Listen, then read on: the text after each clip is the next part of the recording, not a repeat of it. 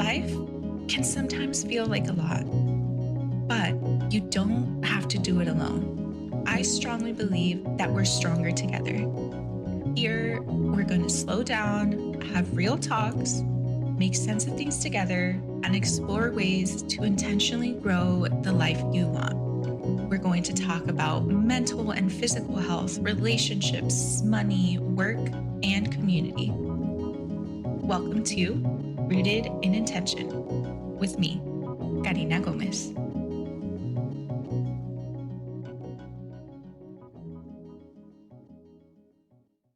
Hi, everyone. Welcome to another episode of Rooted in Intention. Today, we're going to be diving into mental health, specifically demystifying therapy. And as I shared in the intro episode, therapy was so instrumental to my life, and I learned so many life skills that I think are important for so many.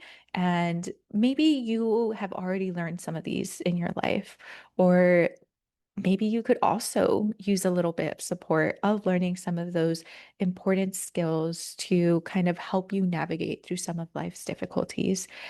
But I've kind of joked with a few people of, oh my God, it almost seems as if someone was paying me to always talk about therapy, and at least not yet. No one's paying me to talk about it. It's just been such an impactful thing in my life that I want to make sure that others that might benefit from going to therapy also have the opportunity to go, and that if there's any barriers that are preventing someone to make that first step, hopefully we're able to dive into those a little bit today. And I'm going to be sharing a little bit about my story because, as I shared before, I actually have a public health background and I've worked within healthcare, and I attended so many webinars around mental health.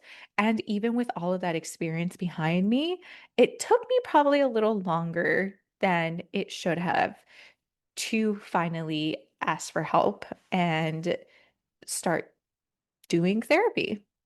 Um, so with that in mind, just quick disclaimer, I'm not a therapist, a mental health or licensed healthcare professional. I'm sharing my experience, and these are my views. And this is more than anything intended to raise awareness and serve for informational purposes only. This isn't medical advice, so please consult your doctor or your medical team. I mean, that's literally what I'm trying to get y'all to do. And yeah, today we're going to be talking all about mental health because it transformed my life, and I believe that it can transform your life as well. So I'm going to start off with, I think, some things that either one, I used to think about therapy, or two, that I've heard other people say when I've talked to them about therapy. And one of those things is that people believe that sometimes therapy is just for other people, right? It's this misconception of like, oh, someone else is having a harder time. I'm actually just fine, or like, I'll get through it. And I have complete faith in you that you'll get through it. But therapy is not just for other people. And I think it can actually bring such important skill sets into everyone's lives. And therapy is for you because you, not just everyone else, deserves to have a healthy life, deserves to have healthy relationships. You deserve to make better financial decisions, and you deserve to stop self-sabotaging your financial goals. You deserve to have skills to help you navigate difficult circumstances and emotions. So, yes, therapy is for you, not just for other people. Also, therapy is not gossiping to someone about your family, relationships, and life. And I think this is one of the things where I don't know if I was specifically thinking these exact words, but I know that I grew up, and whenever there were difficult times at home, my mom would just say, like, shut up. don't share our business with like other people. And there's a lot of secrecy that happened. And I think that prevented me from even thinking about therapy because I didn't want to be sharing the like family secrets of what was happening at home. And with that, I really want to highlight that therapy, what it's actually about, it's about being in a safe place and with a person that you build a trust with to uncover what might need healing and what might need change. And with that, I will also highlight that the relationship that you have with the particular therapist is instrumental. And I'm so thankful that when I first reached out, the person that was helping me schedule an appointment with the therapist, they actually let me know that. They were like, "Hey, just so you know, the like relationship that you have with your therapist is really going to influence how much you get out of the sessions. So, if for whatever reason you don't vibe with them or there's just something that doesn't feel right, just come back to us and we'll find another therapist for you." So, quick little tip if you do end up going into therapy is you can change who you're seeing as well. And anyways, moving on. Third, therapy is not about betraying your family and exposing your family secrets. And I lightly touched on this in my previous point, but what I really want to highlight is that therapy is about processing old wounds and trauma to allow for healing. And I think one of the things that I like thinking about because I have plants, and I don't know if you all have plants, but just stick with me in this analogy is when you have a plant and if its roots rot, it's actually going to impact the health of the whole plant, right? And the first step to getting that plant to heal and to thrive is to actually remove the plant from its old environment, clean off its roots. So remove any of the roots that might have already rotted, that might have a plague or fungus or whatnot, and then to put it into another environment with fresh, clean soil. And I think our healing as humans happens very, very similarly. I think sometimes we have to remove ourselves from situations that aren't the best for us.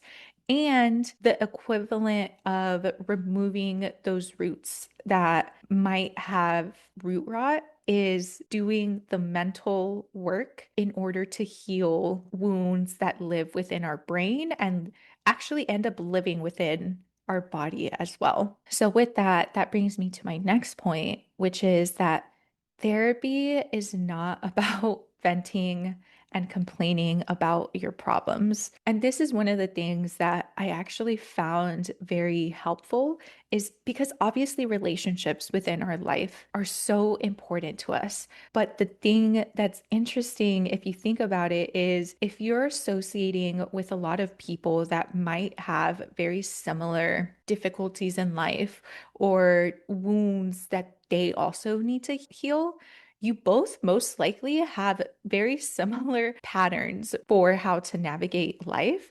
And therapy is one of those spaces where you sit with someone that isn't looking to have a relationship with you. They're looking to have a safe space with you in order for you to be able to show up vulnerably, but they aren't looking to just agree with you. They're there to help you see sometimes situations from a different lens. They're there to challenge beliefs that might no longer be serving you. They're there to have that safe space for you to feel emotions that you might have repressed for so many years. It's just such a different dynamic talking about things with people that you might be close to compared to a therapist. It's just very different.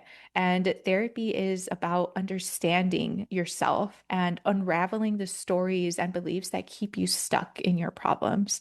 Kind of to what I was saying in the first episode, that there are a lot of circumstances that are outside of our control and there's a lot of things going on in the world, right? But it's being able to step back from that and acknowledge all of the things that are within our control and the reality that we oftentimes view the world through our own filter and through our own experiences.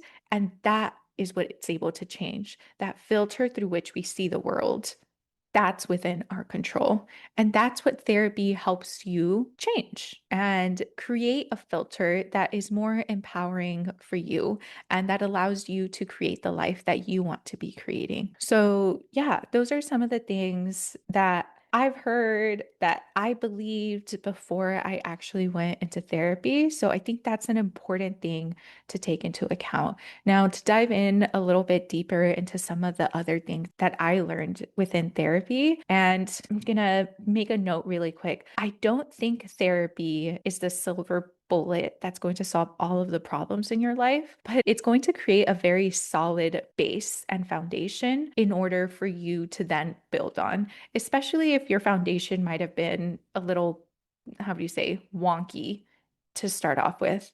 And maybe some of the top things that I learned in therapy were one, learning how to actually connect with myself. And there's a few components that I think played a role within that. One is what's called nervous system regulation, and just realizing how regularly my nervous system was actually in like fight, flight, or freeze mode. And the way that this showed up in my day to day even was whenever there was a slight like disagreement with my romantic partner at the time, for instance, and I wanted to talk about it, I would actually cry.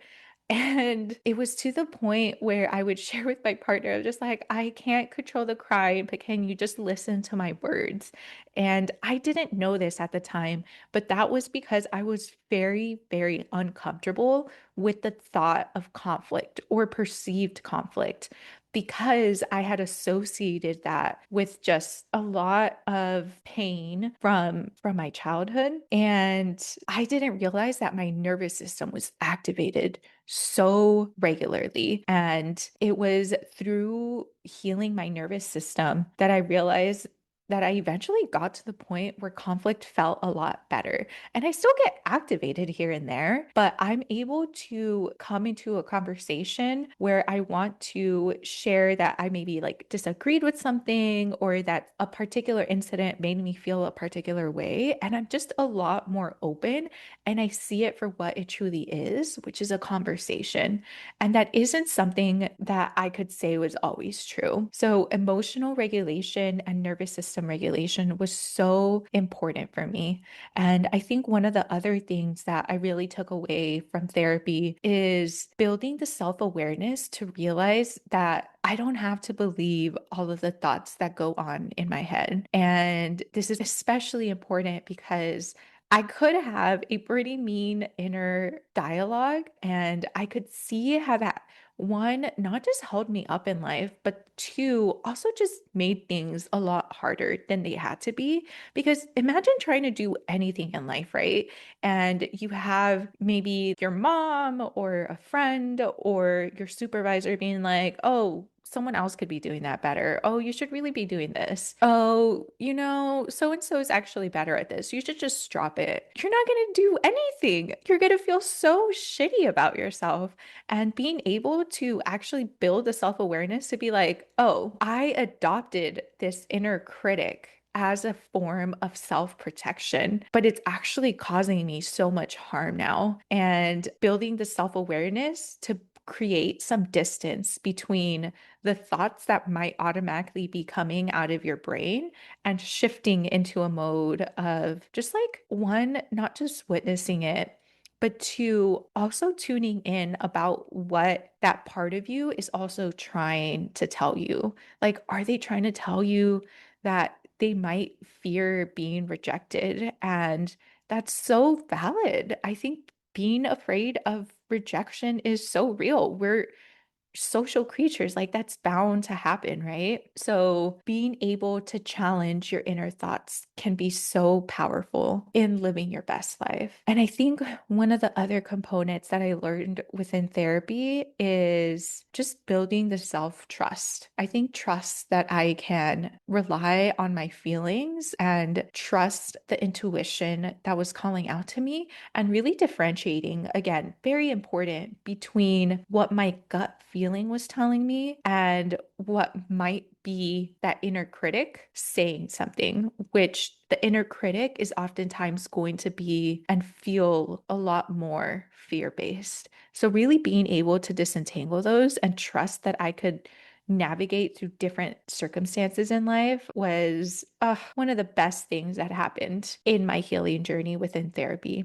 And I just want to share that each experience is going to be unique. So I obviously had my own childhood. You obviously had your own childhood, and the experiences and the relationships and the parents that we had are different.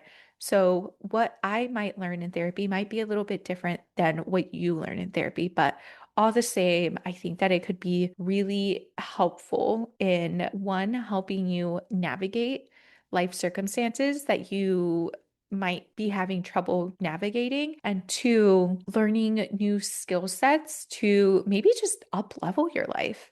Maybe you just want to do things a little bit better and you're actually already doing okay. Therapy can help with that as well. So now I want to dive into a little bit of when you might want to consider a therapist. If you're finding it difficult, for instance, to keep up with work or school, and maybe you don't know what the problem is, but you know that you want to do things different and you don't know how to do things different. I think therapy would definitely be helpful in that particular situation. Maybe you're having difficulty in your relationships, romantic relationships, your relationship with yourself, relationship with your family members. The skill sets that you develop in therapy can help you create healthier relationships. And it should go without saying that if you're thinking about suicide, please go see help, obviously. Please go. But also, if you find yourself that you're procrastinating and it's actually affecting your life or your work, I think it could be easy to fall into the trap of self-blame and shame of like, oh, like I could be better. I'm just lazy, blah, blah, blah, blah, blah. And I think underneath that, there's actually a lot of wounding for why you're using procrastination as a coping mechanism. So I think that's something that could be disentangled. And I think the last thing that I'll leave you with is if you're just tired of repeating the same mistakes, but you aren't sure what to do differently, I just try it. Just go to a few sessions, give it some time. And I think my approach is it's better to at least be trying something different than to be stuck trying the same thing over and over again. And a quick note about therapy too is not only is the relationship that you have with your therapist important, but it's also important to note that there's different types of therapy. So this might take a little bit of research on your end, but it could also be something that you just openly share as well when you first reach out of like, I'm having trouble with this. I'm not sure what direction to go. And then just slowly, how do I say, slowly pivot towards what might be the most useful for you because there's trauma focused therapy, there's cognitive behavior therapy, there's EMDR, there's attachment based therapy, marriage and family therapy, of course, couples therapy, art therapy, somatic therapy, there's sex therapy. There's just a huge array of not just therapists, but also psychiatrists and clinical psychologists. And each of them has a lens that's going to be able to help you in a slightly different way. So just being aware that there's a lot of resources, and I know it could feel very overwhelming. So my recommendation would be to just get started. Just reach out, ask the questions, and you could even just start with saying, I don't know exactly what I'm looking for, but this is what I'm having trouble with in life right now. And I know I shared that at the very beginning. So just trusting the process and doing your own research when you can. And also if you know someone that's been in therapy, hello, me, then feel free to ask questions. And with regards to that, feel free to send me a message with your questions. And I'm happy to either one, respond to you directly,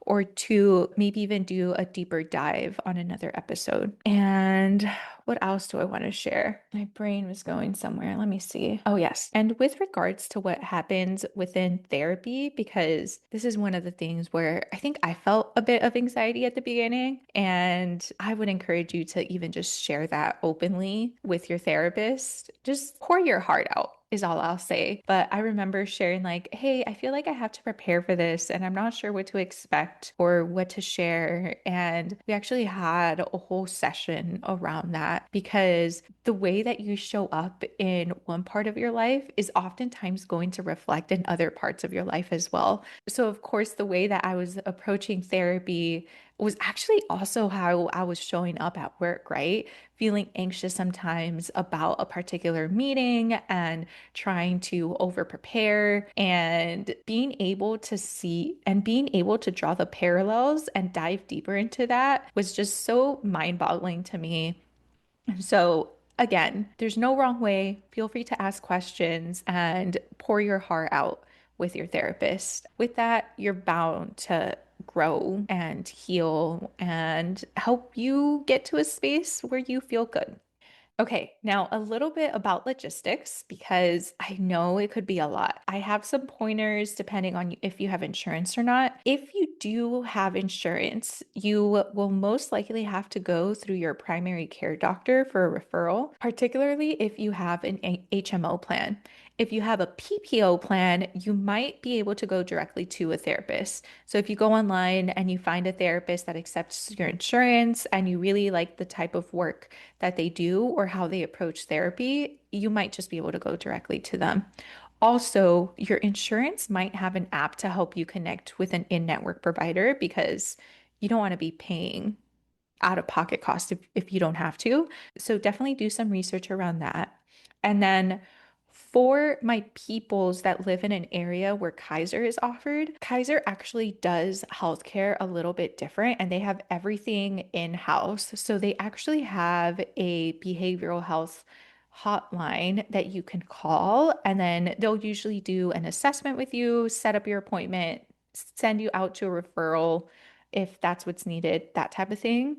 So if you have Kaiser, it might be a little bit simpler. You could simply call the behavioral health line, but you can also do the same thing of going through your primary care doctor. Now, to my people that don't have health insurance, there are some providers that have what you call a sliding fee schedule, which basically means that they will modify their cost based off of things like your income or how much you say that you're able to pay. Kind of those fine details are going to vary based off provider, but there are some low cost options. I will include additional resources in the show notes. So if you're needing some help, go take a read down there. And with that, that brings me to the end of today's episode. So I hope that you feel a little bit clearer about therapy and what it's actually about, what things it can help you with, and what are some steps that you can take in order to get started if you feel like this is something that might be beneficial to you. Thank you so much again for tuning in and would greatly appreciate a review and if you share this with a friend as well. Okay, until next time, bye. Thank you for joining me for another episode of Rooted in Intention. Until next time, and remember to keep showing up for the life, relationships, and community you want. Now go, grow the life you want